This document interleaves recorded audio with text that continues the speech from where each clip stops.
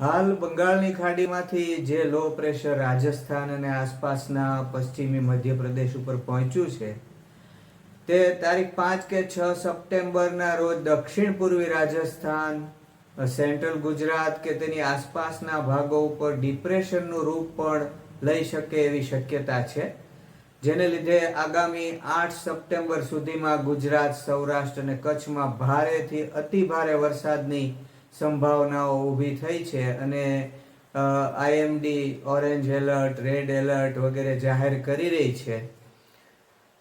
સાથે સાથે રાજસ્થાનના દક્ષિણ પૂર્વી ભાગો, દક્ષિણ રાજસ્થાનમાં પણ ભારેથી અતિ ભારે અને ફ્લડિંગ રેઇન આવશે અને આ સિસ્ટમ સિંધના ભાગોમાં જઈને, પાકિસ્તાનના સિંધના ભાગોમાં જઈને 10 સપ્ટેમ્બર આસપાસ કમજોર થશે, જેની અસરથી 8 થી 10 સપ્ટેમ્બરમાં સિંધમાં પણ ભારેથી અતિ ભારે વરસાદ આવશે.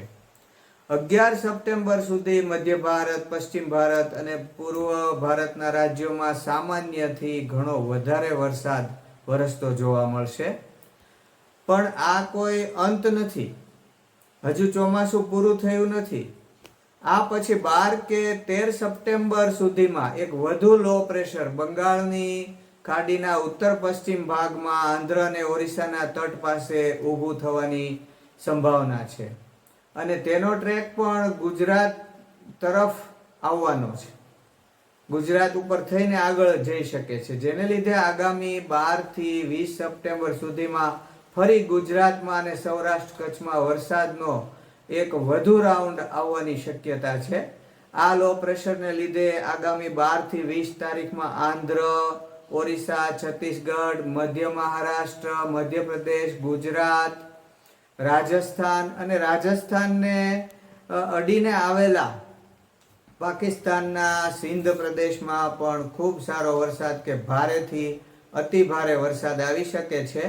20 થી 30 સપ્ટેમ્બરમાં પછી વરસાદની તીવ્રતામાં કમી આવશે અને પશ્ચિમ રાજસ્થાન અને આસપાસના પાકિસ્તાનના જે ભાગો છે ત્યાંથી મોન્સૂનની વિદાયની પ્રક્રિયા શરૂ થશે એવું મારું અનુમાન છે.